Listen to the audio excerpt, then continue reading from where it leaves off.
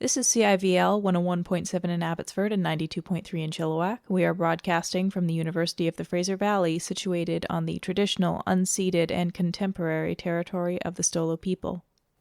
Today on Bad Writing is Better Than No Writing, we're going to do our pilot episode on one of my works. So my name is Jocelyn. My name is Julia. Julia is the writer-in-residence at UFV for this current term. Congratulations to her. Definitely go and get an appointment if you want to talk to someone who knows about writing. Appreciate the plug. No problem. And today we're going to be discussing one of your early works. Yes, so this is high school age. So at this point, I had already written quite a few things, but I think I had only completed one work, and we'll probably get to that one in a later podcast. Okay, so this is one of your debut pieces. You say you were high school, but you were about how old do you think? I would say 14 to 15. So that tender age. Right. Okay, what inspired this piece? Well, I've always loved birds. And so for whatever reason, despite me like reading every single book about every bird and finding out about all these cool raptor birds, they're my favorite, I suddenly got a hankering to write about vultures. And they're considered some of the ugliest of all the birds, but I thought they were so cool. I especially the griffin vulture. That vulture is actually just beautiful. So if you ever want to see a beautiful vulture, just search up the griffin vulture. And that's the one that I suddenly was drawing in all of my notebooks. And I decided I would write so many stories featuring these, in my opinion, beautiful vultures. So you chose like one of the ugliest birds, but the most beautiful of the ugliest birds. Yeah. I guess I was kind of quirky that way. You were just different that way. Yeah. So we have your naming system, which I cannot wait to hear. And I can't wait to hear Baby Jocelyn writing. This is the first that I've read of it, I think. Yeah, it actually might be. I think I showed you some things just before, but we're going to dive in for real. So when you were writing this, were you hoping to write a full novel, or was this always meant to be a short story? This was definitely meant to be an epic novel that was like a trilogy with like 3 books. It's always a trilogy, It's always going to be a trilogy. Yeah. That was my deeply thought out plan. I was actually sending this to my homeschool supervising teacher who lived up in northern BC, and I would just email her a chapter a week or so, and until on this one it just kind of fizzled out, unfortunately. But I mean, you might understand why as we get through it. Okay. Yeah. So the important thing to remember is that on this podcast, we're reading old writing that, we consider bad now, but it's better that we wrote this than not writing anything at all. You have to take these first steps into writing, and those first steps may be a little bit wonky. Yes, you might find them, in fact, embarrassing later. You might. And then later on in life, you might even, make fun of them on a podcast. But, we didn't know that when we were young. We were very proud, very passionate about this writing that we knew was going to get published. Oh, yeah. Obviously. Yeah, just like it works in sports. Some random person just sees you and they know you're a writer, and then you get signed onto a 3-book deal. Exactly. They look at you in the street and they're like, you look like a person who has written a bestseller. Yeah. And you're like, of course. Yeah, it's the glasses. It is. All right. So, what is this story called? Yeah, I was about to get there. So, without further ado, here is Feathers of Night by Jocelyn Copeland, chapter 1. Are vultures nocturnal? No, of course not. Off to a fantastic start. It's probably metaphorical, you see. Oh, okay. Yeah, metaphorical. Baby Jocelyn had a handle on metaphors from the get-go. I'm impressed. So, opening lines. You don't understand. Nobody understands. Sir Gareth, lower your voice. Why? Why should I? You just took away my friend. I have a right to be angry. The large, towering halls echoed with the two voices. Oh. Sigareth, when addressing your father and king, speak in a respectful tone. No, I will not. Sigareth? What? Shut your beak. Go to your room. Now! Sigareth opened his mouth to give a scalding retort, but the look in his father's eyes stopped him short. That rhymed. Fine, he muttered. Turning around, he stormed out of his father's throne room. The Vulture King sighed when he was sure his son had left the room. Oh. Sigareth, Sigareth, what am I going to do with you? End scene. So much to unpack. So they're in a hall, so automatically we're not imagining birds. So if we picked up this book in a chapters... Oh my word, I didn't even think about that. I mean, birds cannot, we can assume that they cannot construct a hall in which to be in. They're not, millwrights, or they're not people who can make these structures. They make nests and stuff. So like halls, we're like, okay, these are humans. Maybe even if we saw vultures on the cover, we'd be like, later on, perhaps they turn into vultures. Yeah. The moment we think something is amiss is that the fantastic line, shut your beak. Yep. And even then we're like, is he being like facetious? Is this just a phrasing there? Yeah, because in a fantasy you can have all sorts of weird sayings. And then he turns around and storms out, which I don't think you can storm out while flying. So if I know that they're vultures, I'm imagining him waddling very awkwardly as a vulture at a very fast pace out of this hall. That was the intent, except cool. All right. Yeah. The other thing that I found hilarious that I didn't even catch the first time is when, the father says, shut your beak. And then it says Sigareth opened his mouth. That's right. Because then suddenly I'm like, oh, like we're he back has to lips. We're back to wondering if they're human. It is extremely funny to imagine a throne room with just birds in it. Like there's a human-sized chair, but there's just a vulture sitting on it. Yeah, it's not even a perch. It's just the bird sitting on a normal chair. Yeah, the plot twist for this that would be incredible is if it was humans at one point and they all got cursed to be vultures, so they're all just trying to make do. But that I was not thinking like that back then. No, these are just vultures. They're absolutely just vultures. Well, okay, ready for the next scene? God, am I ever ready? All right. The sun was shining brightly that morning, while many different colored songbirds sang to their heart's content, flitting about in the trees that grew up the side of the Ashton Mountains. The air was thick with the sound of laughter, singing, and the general chatter of many, many creatures socializing. Up the side of one particularly big mountain, a ledge jutted out, casting a shadow over a clump of trees. Even the animals in the shadow were happy and carefree. Only the vulture, who was sitting on the ledge, showed signs of annoyance and lack of content. He was quite mangy in appearance, even for a carrion feeder, and both sides of his face were terribly scarred. Over his right eye was an eye patch, suggesting the one who had made the scars had hit his mark. A sigh escaped the beak of the vulture as he turned his back and began, spelling mistake, walling. Walking toward a cave that opened up right into the wall of the mountain. So you had some thoughts there, didn't you? Oh, I did. So we have bird seamstresses who can make eye patches in this world. Yeah. Yes. How does he put it on? What? Why are you asking that? Oh, just curious. Not important. I love that in this world we have the birds that have a consciousness, and then we just have the decorative birds like songbirds. Yes. So songbirds don't have, they're not at that cognitive level of vultures from what I can gather, because they're just described as just being there and being scenery, correct? It's true. I have a feeling I was trying to say that they were also laughing and chattering later along with all those other animals.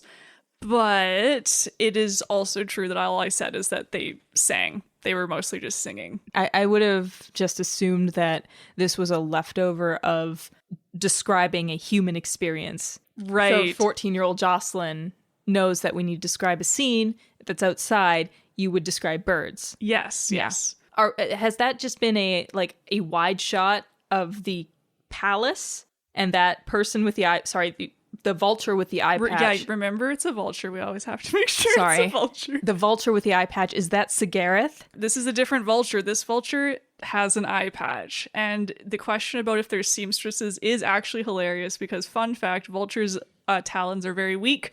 So I don't know how he even would have been able to put it on, but let's just assume he has some friends who can help. There is no limit to what a vulture can do when it comes to appearance, apparently, because he will transcend species abilities because his eye looks wonky. Yeah, well, because it's cool, which I think is the operative for okay, here. I think that must be the case then. It's because it's cool. Yeah, so continuing, this mystery vulture walks into a cave in the mountain and he calls Zarathos. Can we have the spelling, please? Oh, absolutely. Zarathos. Z-E-R-O, like zero, T-H-O-S. Zarathos. Okay. I mean, it does roll off the tongue quite well. But can we have a spelling of what is it? Garrus? Sigareth. Yeah, so please. Sigareth is S apostrophe G-A-R-E-T-H. I mean, I would automatically think that this is then a shortened version of a name that would have had that, vowel there, but that's not the case. Yeah, I know. Like, with that, what would have been there before? Like an O, like Sogareth or something. Right. And then they, over time, the vulture culture.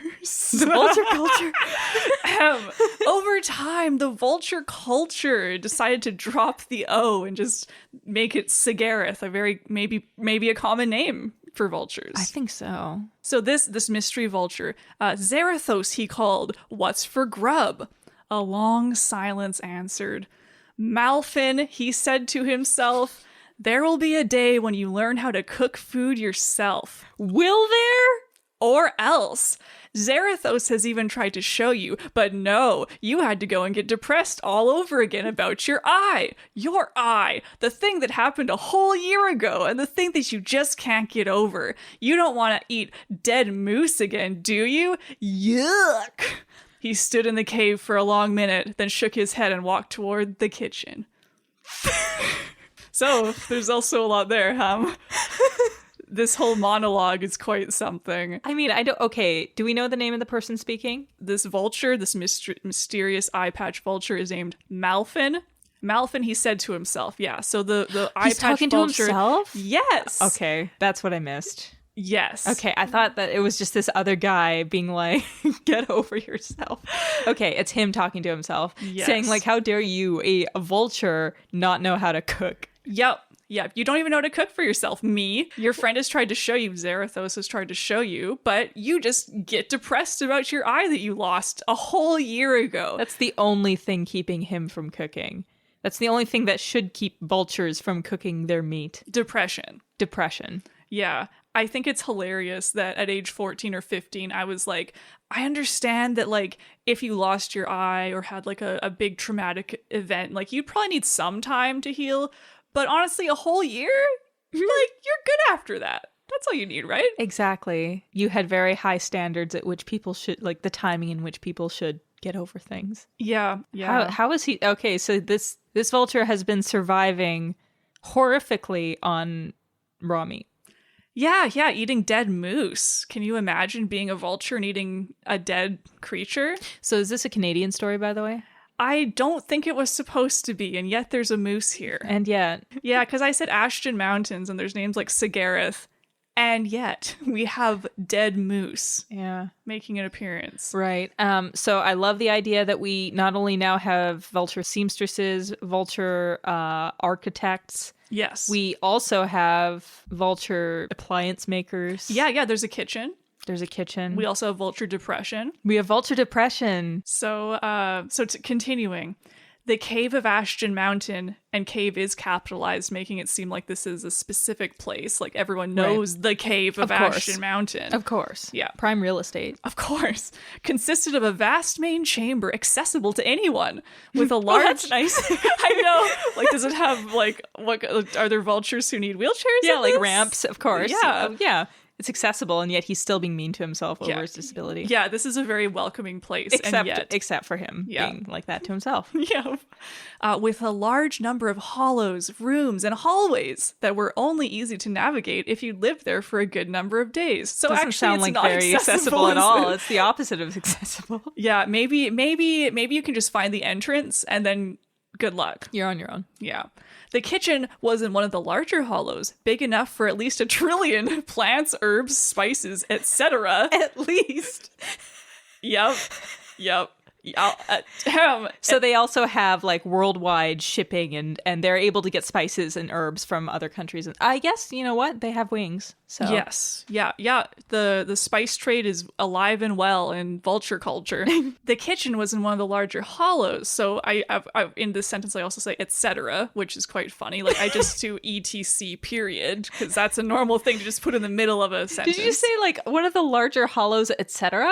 Well, the kitchen was in one of the larger hollows, big enough for at least 1 trillion plants, herbs, spices, etc. So the etc. period there is just super normal. I love that you not only mentioned the same thing twice, like herbs and plants. Yes, I guess like vegetables, but like also etc. Are we going into other types of food, or are we just talking about herbs and spices, which are their own kind of category? I would hope that they had meat, because that's what vultures eat. No, that's silly. That's silly. Maybe they're like the Twilight vampires. Vegetarian? Except as vultures, they would still be eating animals. I think that, I guess in this one, it's like they only eat cooked animals, and that's somehow better. Yeah. So the etc. just, probably includes cooked moose or whatever. Yeah. To feed an army. So there's 1 trillion plants, herbs, spices, etc. to feed an army. And I love that phrasing exists, therefore we can assume there is vulture armies. Exactly. Yes. Precisely the reason there were so many. Enough injured animals came to the cave, capitalized, every day that the trillions of herbs were simply not enough to last for even half a year. Oh, there's some math to be done there. Yes. Apparently there's a world war raging right now among vulture culture. This is the hospital. The cave is the hospital. So then are the herbs and spices for poultices and medicines, perhaps? This is a good question. Yeah. Even though it's a kitchen. I don't think that this was designed well as a hospital. Yeah, you might say that the 14-year-old auteur, visionary that was myself was kind of just making it up as she went along. I couldn't have guessed that. Not at all. Yeah. Well, so as he made his way to the kitchen, Malfin thought he could smell something that wasn't right. I love those filter words. Thought he could smell, not just smelled something that wasn't right. No, he wasn't sure about smelling it. Yeah.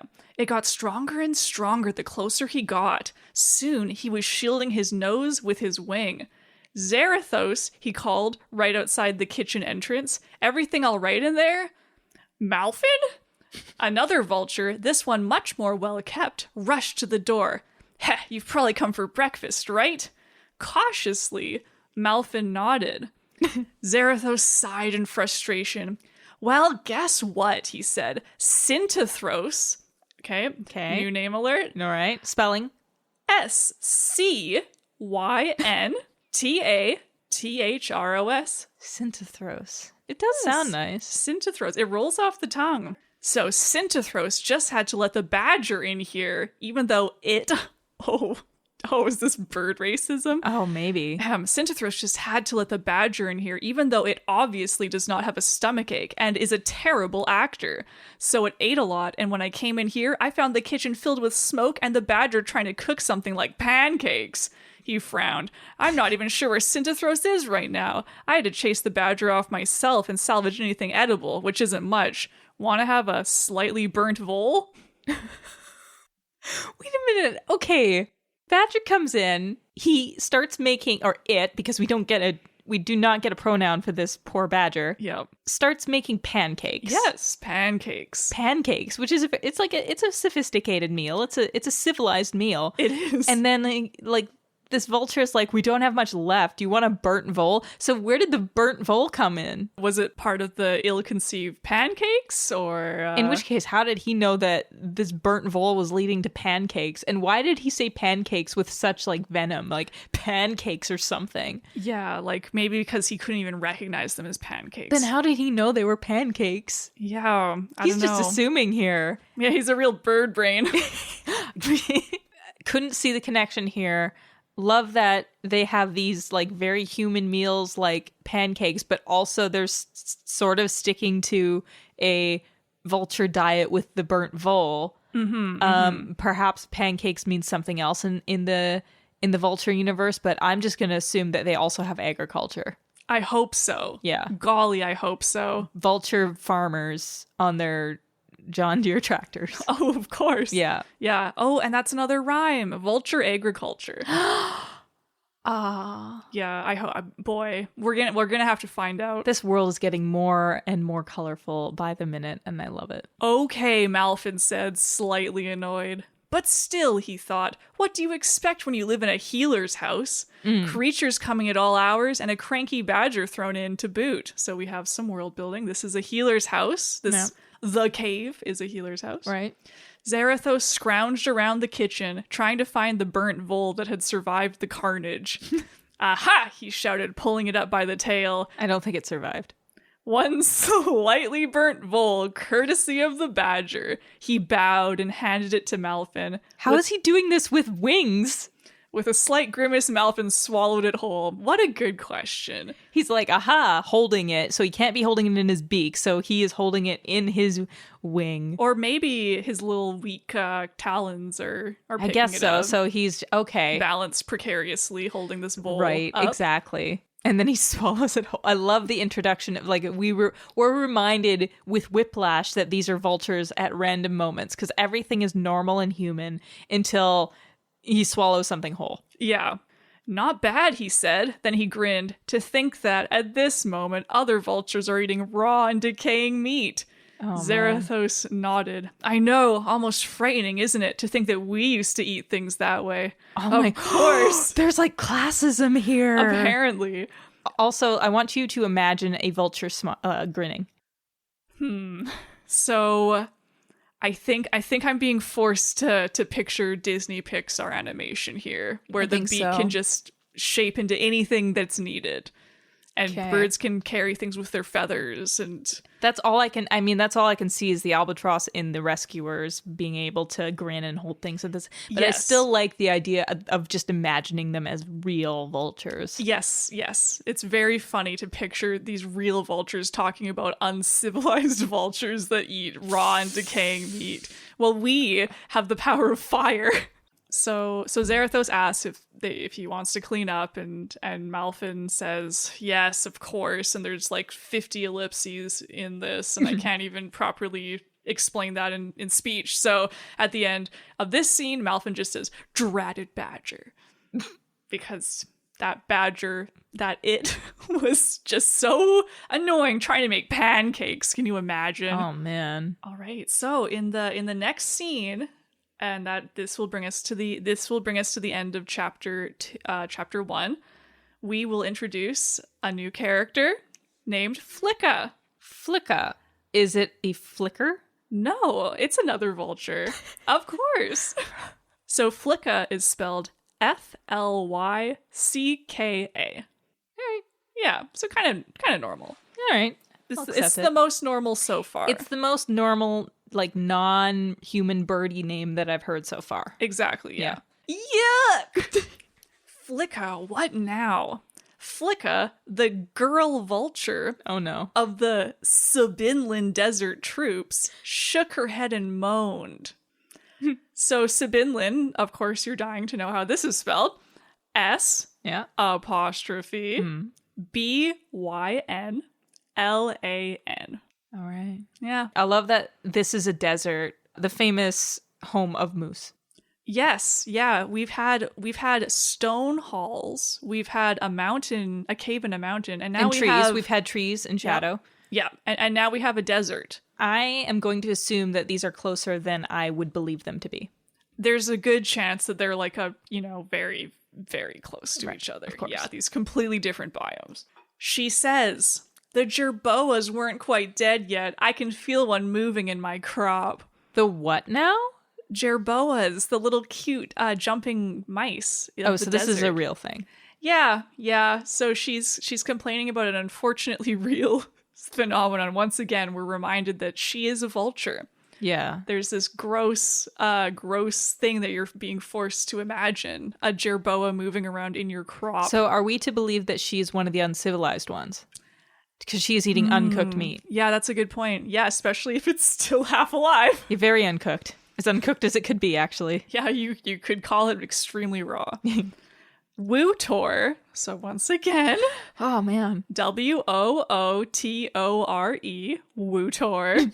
The leading general of the desert troops rolled his eyes.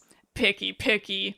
You know how weak our talons are. There's nothing else. We eat what we find, no matter if it's dead 3 days or still jumping.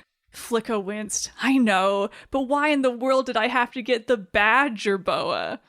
Expressionless, Wutor shook his head. Flicka, he said. Sure, you have great hearing. Sure, you were abandoned here when you were an egg. Oh, top-notch exposition. Get ready for this next Okay. part. Sure, you're a girl.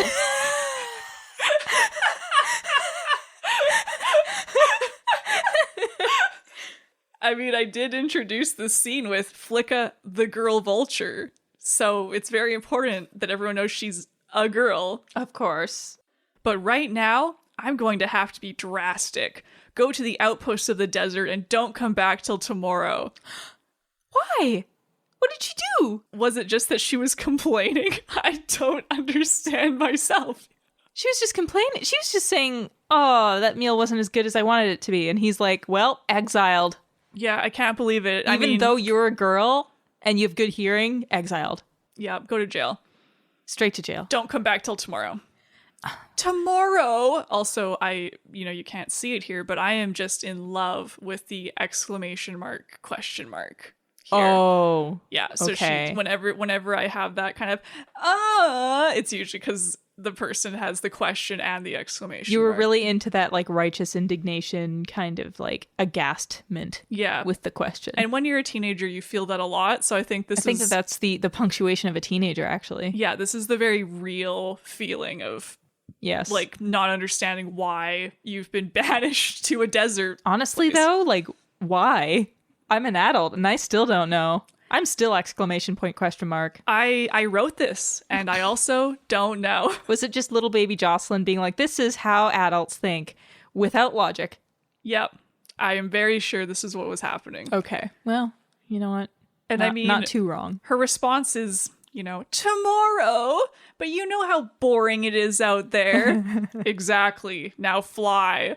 So we had Sigareth, and his dad was like exasperated, like, just stop whining. Go to your room. And we have Flicka, who's like, oh, like, my general told me to go to a desert area. Like, this sucks because it's boring.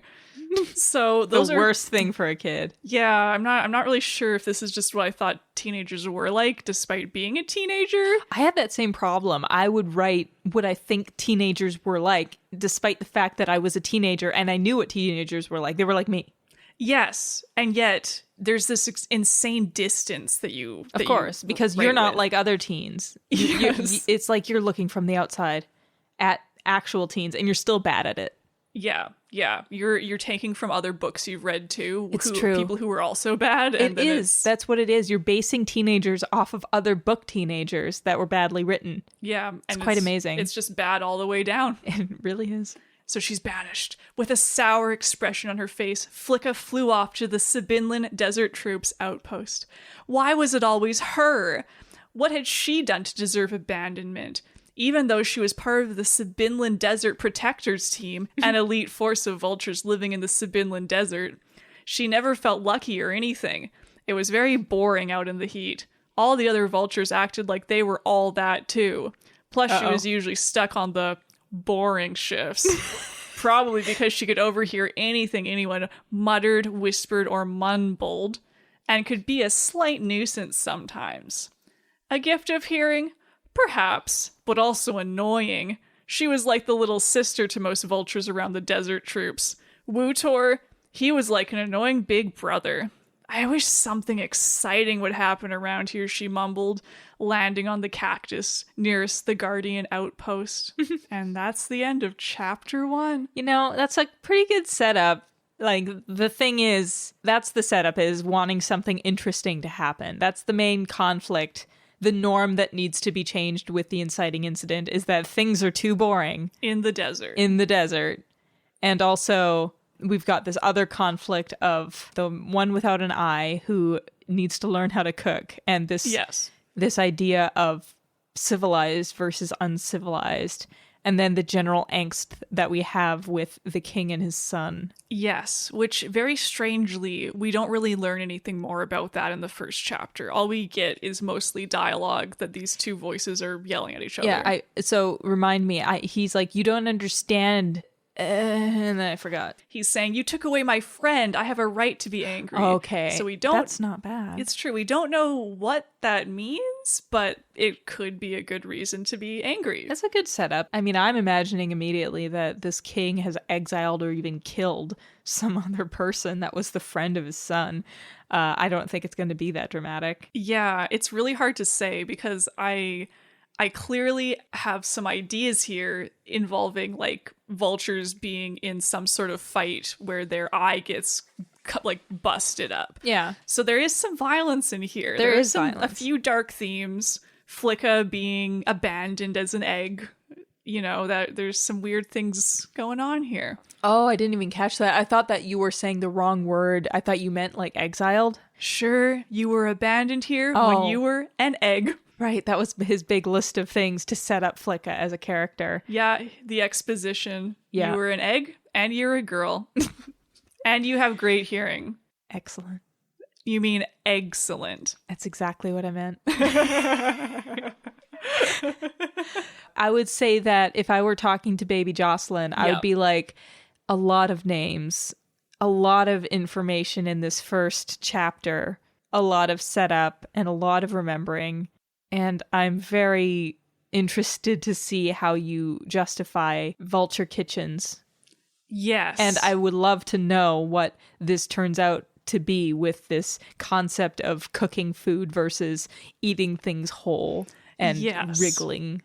Yes, I was definitely influenced by Guardians of Ga'Hoole by Catherine Lasky, I think the author is. That series is about a bunch of owls who all live in like a big tree, the tree of Ga'Hoole. So I definitely was using a lot of that. However, the Guardians of Ga'Hoole series puts a lot more effort into their world building for sure. Yeah. In that world, I believe that humans actually used to live there and the owls have kind of just taken over because humans probably died and went extinct at some period of time. So there are strange buildings and human things. And so there's a very non-zero possibility that as I was writing this, I was like, oh, there can be a big castle and they can just have it because it's, you know, they didn't have to build it. Right. So you're using this world building that was in another book, but you didn't put any of that in yours. So people who aren't familiar with the owl one will assume that this is just completely vulture built. Yeah, it's that vulture culture. So this is chapter 1 of how many? There's 6 chapters here. So chapter 2, we begin with Sigareth once again. So at least we haven't forgotten about the king's son. Okay. The moon was veiled that night, covered by thick black clouds. It wasn't raining yet. Sigareth stared out of his window of the Malgicross Palace. Dare I spell that? I think you should. All right. Malgicross. Malgicross Palace.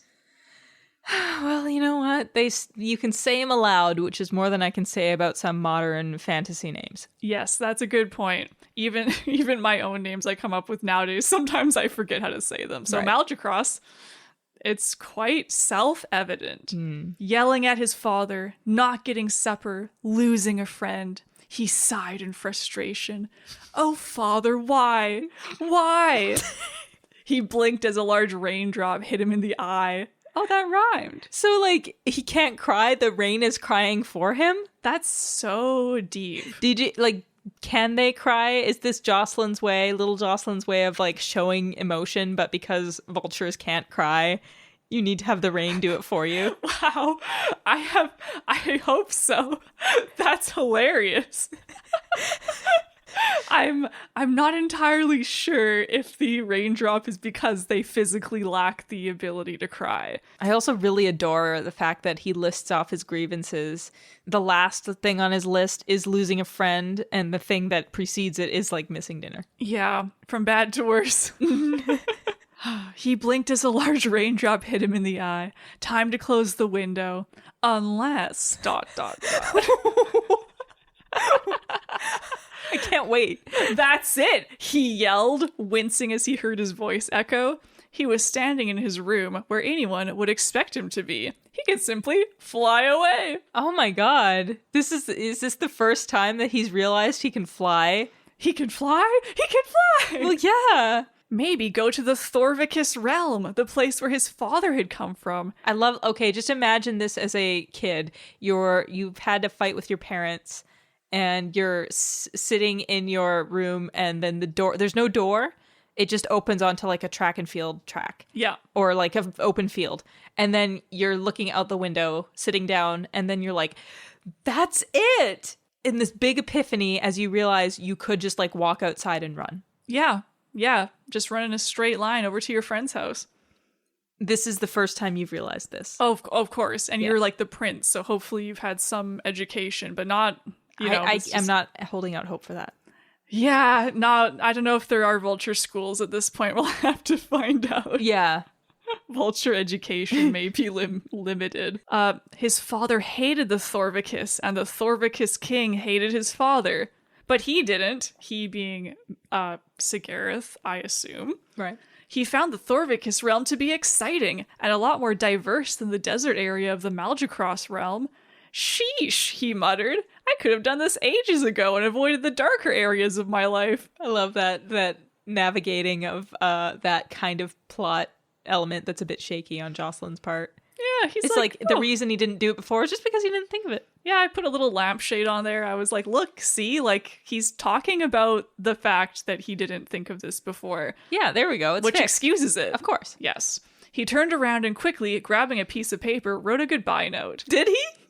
Yes, he sure did. They're literate. He can read and write. He can handle, I'm assuming, a quill, because they have feathers galore. Of course. Oh, with what? His beak or his feet? Probably his feet. Just kind of balancing precariously and writing with the other foot. Oh man. Okay. And of course it's a piece of paper, so there are vulture paper millers. There's also vulture lumberjacks. Yep. Unless they use parchment. It's true. Then they have to have vulture tanners. Yes. Yeah. Either is a distinct possibility. Right. Then, stretching his wings out wide, he jumped out of his room's window and flew off into the night. Freedom, here I come. End scene.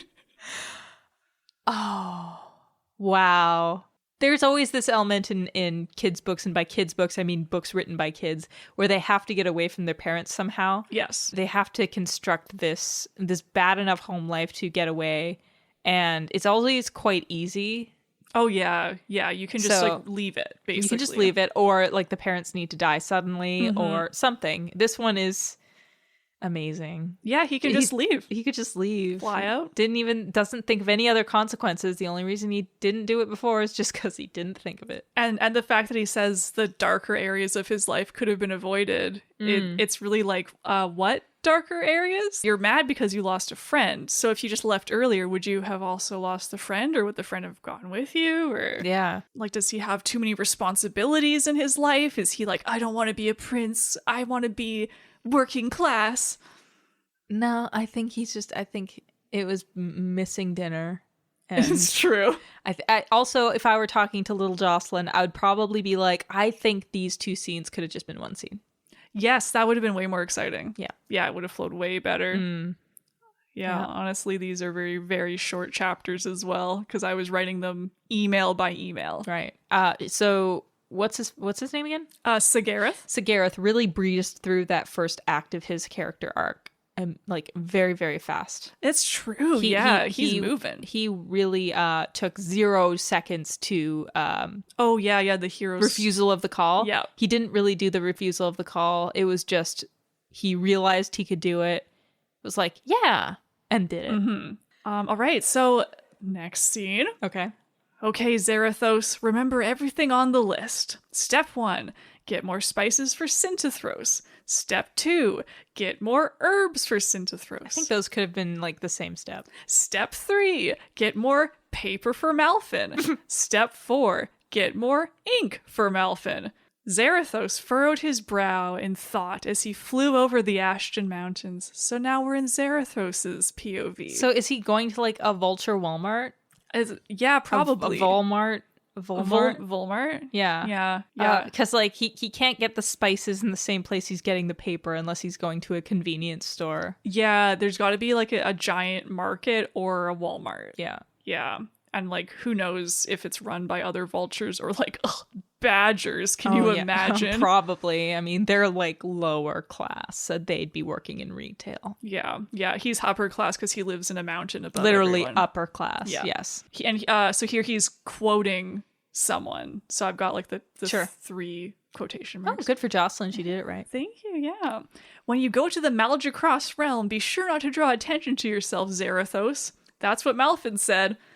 When you go to the Thorvicus realm, don't worry too much about drawing attention to yourself. That's what Synthethros said. So I'm confused, and I just read what I just wrote, like, many years ago. Can you remind me, this isn't the guy with the eye patch? No, Malfin is the Yes. eye patch guy. This Yes. is, have we met this person before? Zarathos is the one who had to chase the badger out. Yeah. We're in Zarathos's POV. Okay. He's talking about Synthethros, and again, we haven't met Synthethros That's where yet. I'm mixing it up. And so Yes. then we have, this is the 4th POV we've gotten so far. Yes, it is. Yeah, hang in there. Yeah. So Synthethros is busy with an injured marmot at the moment, and Malfin is busy with his map making, so of course I'm the one to get sent off on errands. He snickered to himself. Of course, who's to say don't enjoy getting out of the cave once in a while? He's going the Sigareth route, except it's, like, approved by everyone around him. Right.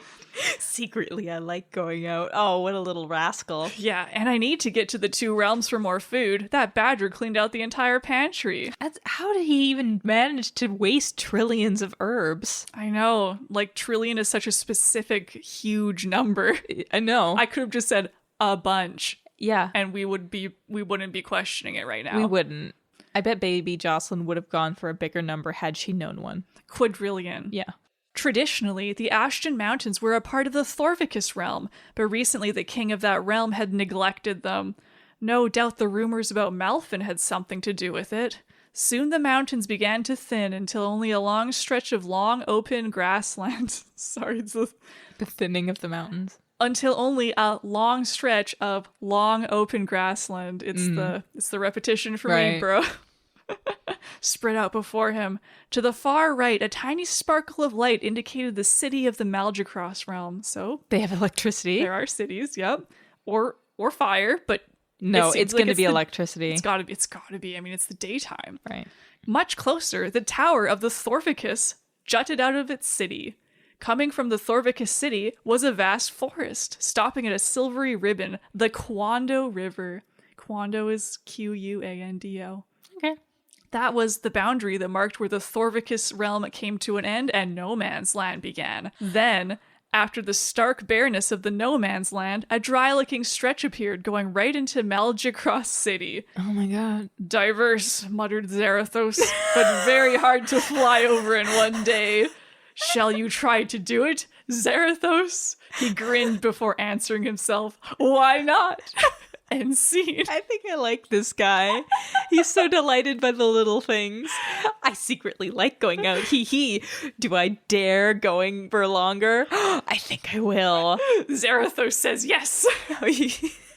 You daredevil, you. That's me. I love the repetition of diverse, by the way. So it's like I don't think it means what I think it means. It the way isn't. I'm using You're this. talking about different like landscapes. That's what you're thinking of. But what I'm Diverse thinking is land. like he's like looking over and just being like diverse. And I don't know if this is like a positive or a negative way he's saying it. Right? Like, is he just like, oh, I bet there's like badgers and like, imagine if there's robins there. That's going to be such a pain to deal with. Oh, yeah. We're just hearing the racist mutterings of this guy flying over. And man, he flies over a lot. Yeah, he does. He's been basically flying all day. Just to get to Walmart. I know, right? Well, we have one scene left. Okay. Zarathos walked through the streets of the Malgacross city, dodging all the other vultures populating the alleys. So they are walking. Like, why would they fly, right? It's a human city. Oh. So they have to walk. All these birds are just walking. Wandering around. Imagine seeing this. I am. With your eyes. I am. It's delightful, actually.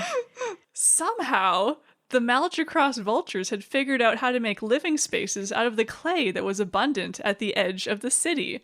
So there are vulture architects. Well, like, there are palaces and towers, so why is he so shocked that they can make mud shacks? Yeah, this seems like the somehow I don't think is from Zarathos. I think the somehow is from author Jocelyn just saying, I know this doesn't make any sense, but somehow they were able to do this. This was not making sense a long time since you mentioned a hall.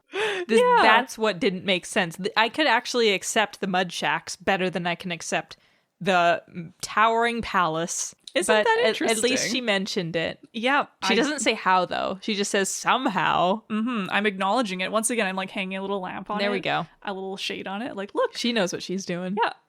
Therefore, since nearly every vulture liked to be high up, the blocks of houses were almost as tall as the city's tower itself. So is it really a tower if everything else is as tall as it? Is it yeah. I'm trying to imagine these houses made out of muck and mud that are as tall as a tower. Yeah, and like how tall is a tower for a vulture? Yeah, like, it has to be super tall. It's gotta be really tall. Vultures go really high up. Yeah, now I'm impressed again, and I don't know how this vulture did it. And also, there are trees everywhere. Yeah, it seems as though he ended up making it to like the clay region. Okay, so this is just Mud City, and they're like, yeah. That's how landscapes work when you're a young writer, especially. It's like this is the forest space, and this is the clay land, and that's the desert. Mountain. This is the desert. Yeah, right. Very distinct because it's like a video game. The blocks of houses were almost as tall as the city's tower itself. This led to it being very dark in the streets, as well as very, very crowded. And it was raining. If he hadn't figured out how to fight claustrophobia, Zarathos would have flown right out of the narrow spaces and gone to the market that way. But that would draw attention to me, and that's not a good thing, muttered Zarathos, darting into a relatively empty alleyway. Finally, a part of this city that shielded his ears from everything a vulture hated. How the vultures here coped with crowded and loud conditions, he had no idea. He slowly came to the end of the alley and... crack! Ouch! Zarathos, stepped back, so that's unfortunate, reeling from the blow that had nearly cracked his skull. Who are you? Several question marks. A young, wide-eyed vulture stared at Zarathos, looking a bit dazed. So this was who he'd run into. Black feathers, swore Zarathos. Might I ask you the same question? These streets are dangerous for young vultures like you. The young vulture looked like he was going to protest and thought better of it. He held up one foot and showed Zarathos his talons. Good enough? Zarathos' eyes nearly bugged out of his sockets. Great marmots. I'd say those are good enough. So you've had two expletives. Black feathers. And... great marmots. This is delightful. Isn't it funny, too, that Syntothros, this mysterious other vulture, is taking care of a marmot. And so Zarathos uses marmot as an expletive. I was going to say earlier, too, like, why are they healing a marmot but swallowing a vole? I also don't have a good answer for that. I mean, neither did the Lion King. Marmots are a little bigger, so perhaps marmots are just, like, they have sentience, but voles didn't quite, so is it a size thing, I wonder? Or is it just random? Like, some animals are, like, they deserve to live, while others are just fair game. Yeah, it could be. Or is it just an extremely bloody society where everybody's sentient, but you could get eaten by another sentient creature. Yeah, like maybe tomorrow Synthethros is like, oh, I took care of that marmot all right. And everyone's like, great, marmot, Synthethros. Dinner was great. You never quite know. It's a roll of the dice when you go to the healer. It's so true. You never know. I was honestly a bit dumbstruck here where I couldn't quite figure out what I meant by Zarathos saying these streets are dangerous for young vultures like you, and then the young vulture holding up his talons? I guess they're really big. Yes. So I guess he's actually safe is what this is supposed to mean. Zarathos is supposed to see those talons and go, oh, you can protect yourself after all. It's the equivalent of like a man running into a teenage boy in the street and being like, you shouldn't be out here. And then just like him popping a double buy shot and flexing his muscles like good enough. Yeah. And then the adult's like, oh, okay. Great Never mind. marmots. Get great marmots. I'd say those are good enough. He gave a grin that was supposed to be disarming and moved to the side of the alley. I hope you weren't injured by our run-in. I wasn't paying attention to where I was going. So he blamed him for being out in the street after he ran into him. And then the guy's like, I got weapons. And he's like, sorry for running into you. That was my fault. Yeah, you know how it is. Not a problem. The vulture looks suspiciously at Zarathos. Thanks. For what? Bye, he breathed, darting by Zarathos and disappearing around another corner. Thanks. Thanks for what? Oh, and like, why was that suddenly, like... The breathed is very strange. You don't usually see that except in romance novels. Yeah, like that's just like, ooh. It was an unnecessary tag because he already had one. Exactly. And then like you needed us to know that this was like, bye. Unless. But it's a little Jocelyn, so it's probably like you're trying to make this person suspicious. Yeah, I think it's like actually meant to be like when you just kind of say something quickly, like you're kind of leaving and you don't really like you hope that they heard you, but you don't want to keep talking to them. Love these like very, very fast intros and outros of people. Like we're just building up the character list at this point. So, of course we need to know though, this mysterious vulture is Sigareth. Okay. Last paragraph of the chapter. If my vision hasn't deteriorated, I think that was... This is the weirdest sentence ever. I can't even read it properly. If my vision hasn't deteriorated, I think that was Sigareth Malgacross, King Malgacross's son. Is how we learn that bombshell. Wow. So it's like he's trying to say, if I'm not mistaken, that was Sigareth Malgacross. Well, if I hadn't mistaken... But instead he my says, eyes don't deceive me. If my vision hasn't deteriorated... Like somebody I know. Oh, a subtle dig at poor depressed Malfin who still hasn't gotten over it after a whole year. Oh my god. You know what? That's not bad. I would say that the execution of that like reveal leaves something to be desired. Perhaps. I like this idea that people know what the king's son looks like, which makes me imagine that there's like vulture TV. Perhaps, yeah, definitely like giant vulture get-togethers, right? At any rate, yeah. Now, yeah. So Zarathos wonders, what was he doing out here in this clay mud city? Zarathos spent a few moments in thought. Aaron's forgotten. Malfin must know about this.